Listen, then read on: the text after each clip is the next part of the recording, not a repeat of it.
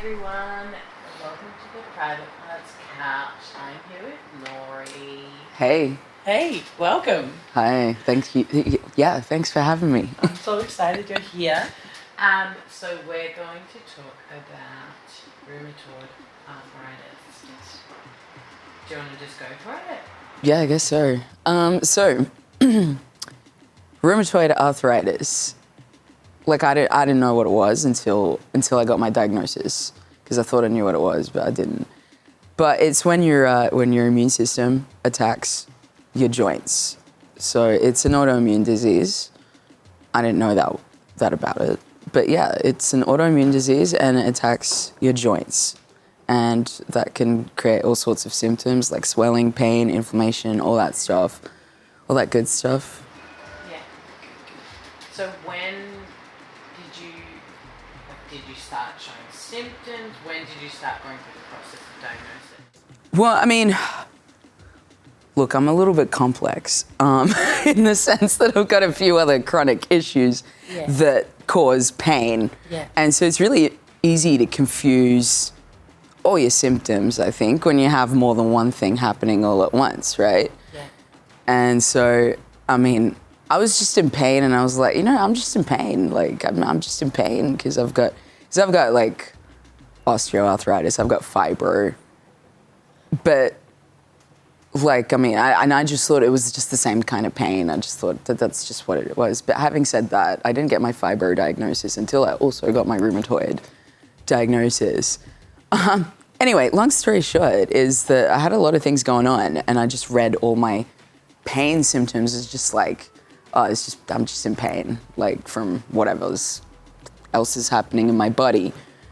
And it just like, it wasn't until like, I don't know, I went to my doctor and I was like, I'm like depressed. I'm like anxious. I'm not sleeping through the night. I've got like these very significant areas, like particularly my joints that feel quite inflamed, the pain's just exacerbated for like absolutely no reason. So my doctor, who was like a pretty cool doctor, and honestly I'd only seen her for the first time, and she was like, all right, well, let's do a blood test and test for rheumatoid arthritis. And that's when, because my mum also has it. That's another reason I wanted to test for it. My mum also has it, and so I brought that up. And she said, we'll test for it. And we tested it, blood test. Did a blood test. And it comes up with high rheumatoid factor. And then you also have high lymphocytes, which is like your white blood cells. So that means they're working together to attack your joints. So that was that process. And I got my diagnosis 2 years ago. So I got my diagnosis in 2019.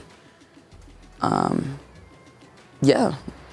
And what happened after that? Like, what do? You've got the diagnosis. Do they just say like, okay, that's you now? Or is there treatment? What's the goal? Yeah, that's what's up. Okay. So, I mean, the diagnosis itself was a bit of a process. Yeah. Of course. Getting a diagnosis, like,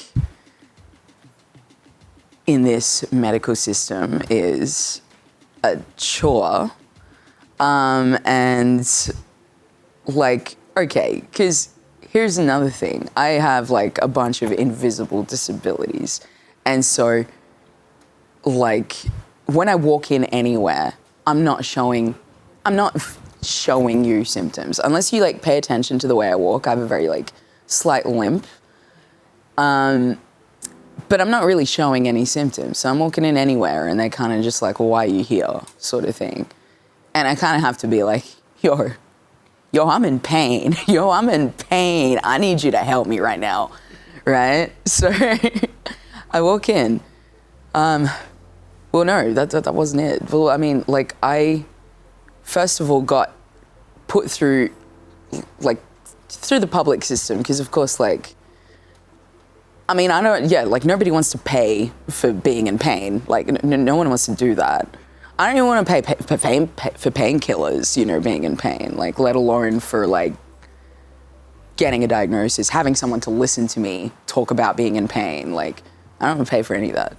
And so, of course, you get put through the public system. And my doctor told me that the public system, the waiting list is about 9 months. I'm like, stop. I cannot do 9 months of waiting. I'm in pain now. So she said, all right, well, I can write up a couple of referrals for like some private people. And so just did some research. And here is another one of my privileges, I guess, is that my mom is a doctor as well. And so I guess she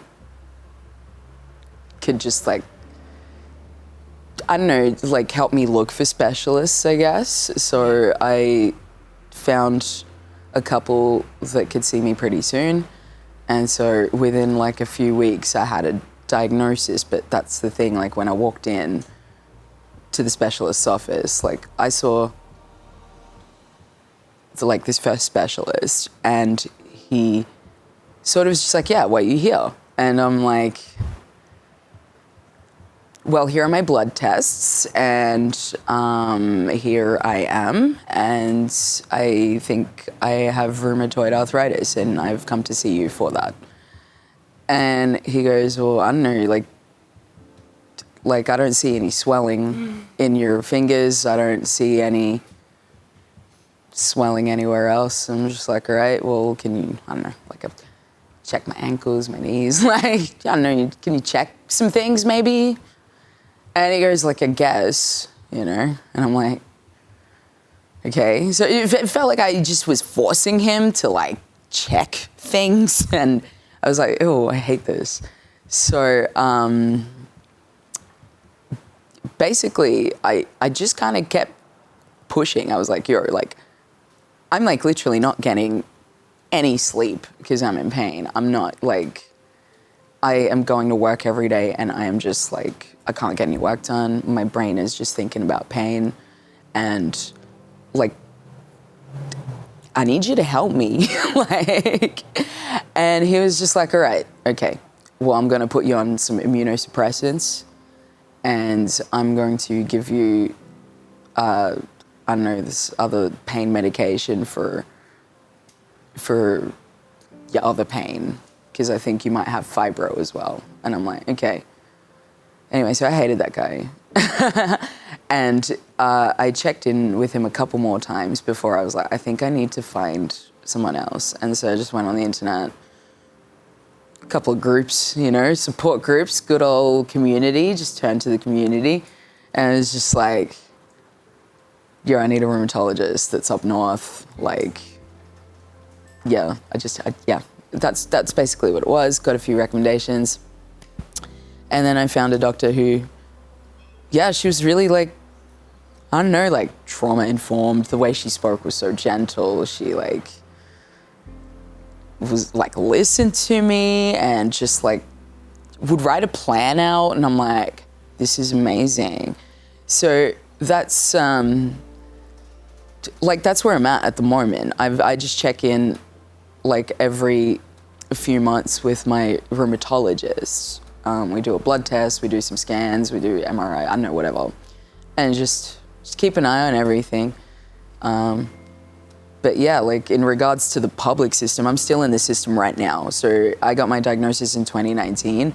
If I was still waiting for a diagnosis right now, I just like don't know where I'd be. Because right, like there and then, I was in so much pain.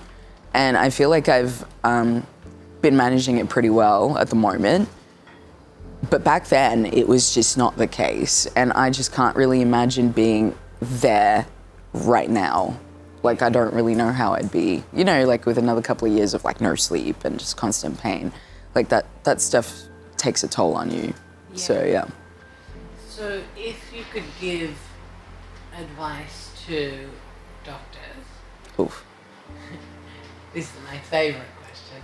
If you could give advice to doctors in terms of how they treat each patient as well as people presenting with invisible illnesses, because this happens all the time. Yeah, that's it. And they go like, yeah, but you're like walking in, or you're like, you look cool, you look good. You look good, you know? damn. You look amazing. Thanks. But what would you? Yeah, I guess you had an experience with a really good doctor after That's that. it. And what was it about her and her process that was kind of validating for you? Well, the thing is, I think she acknowledged that she knew that I was in pain, and that's something that, like, doctors who, like, don't see your symptoms will just be like, well, yeah, you're fine, like, you know, but, like, when I told this doctor I'm in pain and this is how the pain's affecting me, she was like, yes, okay, yes, you're in pain. Like, I was like, oh my God, thanks. And then she was like, cool, well, let's check out where this pain is coming from. Let's listen to, like, you know, what you're going through. Like, that's the thing. She acknowledged different factors that could, because I would say my rheumatoid was, like, flared up in the first place by stress. And there are external factors that could affect what you're going through. And when a doctor kind of just explores outside what's happening internally, like blood tests and just, like, I don't know, your medical history and things like that, I like that she, like, explored what else was happening. And she was like, okay, like, because I told her, okay, like, you know, a couple months from now I'm going to be, like, in a really stressful place. She's like, okay, let's do, like, a scan while you're in a stressful place and compare that to a scan, like, outside of when you're like in a stressful place. And I'm just like, okay, this is cool. She, like, cares. And also, like, I've switched medication when I've been seeing her, and you know, she wanted to do a scan before, you know, like, starting these meds, and then told me, she's like, okay, don't switch meds until after your deadline, and then after that switch meds because you don't want to do anything stressful while you've got a stressful deadline happening. Just things like that. And, like, it feels like she's really attentive, and I don't know, I guess she calls me outside of appointments to, I don't know, ask for things like blood tests because she's concerned about something and things like that. And I'm just like, wow, oh my God, thank you. Yeah. Thank you for listening to me, and thank you for, like, caring about other things too. It is such a strange thing when you do have an attentive doctor and Yeah. you feel like, wow, I'm so lucky, and that should just be the standard. I know, But it's I'm just... we go like, oh my gosh, we worship these doctors Yeah. who just do what they should really be doing. Yeah. But it's just not the case a lot of the time, and I think a lot of the time we're kind of seen as statistics or numbers rather than our own people with our own responses to these things. Yeah. But I'm really glad to hear you found a good doctor. That's it. It is through the private system though, so it's, like, not the most accessible, because, like, we know with these, like, specialists, you have to pay, like, $300, $400 out of pocket. They go, you know, Medicare will give you some back. And I'm like, okay, thanks, Medicare, I guess. Yeah. I'm just like, Yeah. thanks. And it is such a, like, privilege to be able to access that system. But we should all be able to access that care regardless of what system we're going through. That's it. But thank you so much for explaining it to us. That's right. Is there anything you'd like to add about it all? I guess, like, maybe I didn't talk about, like, just, like, the constant, because, like, I talked real briefly about how I get blood tests very often. So basically, like, with rheumatoid, you do take immunosuppressants, and they're something that kill little bits of your immune system so that it's not too strong, so that it doesn't attack you for no reason. Yeah. It's just keeping it just here, like, the immune system's here and we're keeping it here. Yeah. Right, so that's what the meds do. And then, of course, I take other stuff for pain. But also, it's really, like, all of that stuff is really heavy on the liver. And so I found that, like, I've had to, like, part of, like, why I get blood tests is to check, okay, is the immune system still chilling? Or is it too weak? Is it too strong? Is it too weak? How's the liver functioning? Is the liver functioning okay, even after giving you so many of these drugs? Yeah. So, I guess, I don't know, I just thought I'd bring that up real quick, because I think that's an important part of, like, just the maintenance of, like, managing it all. Yeah. But yeah, otherwise, like, I do heaps of stress relief stuff because my flare-ups are exacerbated by stress. Yeah. Like, well, I've found that, and everybody's different, and everyone's flare-ups, because also the cold makes me flare up, and so cold, stress, I don't know, that sort of thing. That's for my body, but everyone's body is different and can flare up for different reasons. Yeah. So I think it's really important as well to just kind of listen to your body and see, just kind of be attentive to like how your body feels and when and maybe why. And sometimes it's hard to do when you're in pain and you're just like not thinking about that stuff, but it's like, I think that's just, I don't know, get to know your body because ultimately you know your body best. Yeah. So that's about it. Anyway, but yeah, blood test, regular blood test, make sure your liver's functioning, drink a lot of water, keep your immune system up, don't stress. Don't stress. Hey guys, just don't stress. Don't stress and you don't get flare-ups. I love when people say things to you like, just do yoga and you should be fine. Just do yoga. It's like a lot. Just use essential oils and you'll be right. I'm just like, I pay for therapy too.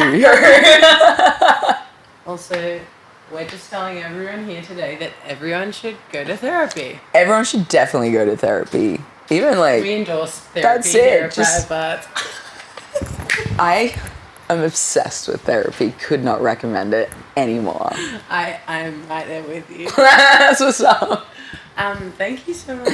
Thank you for having me. Mwah. Really appreciate you coming. Yo, thanks for having me. I appreciate you having me. Having a chat, having a listen. Talking about it all. Yes. Thank you. Thank you. How are you feeling? Good. Did I get it? You nailed it. Of course Did you I did. get everything? Of course you did. Sweet.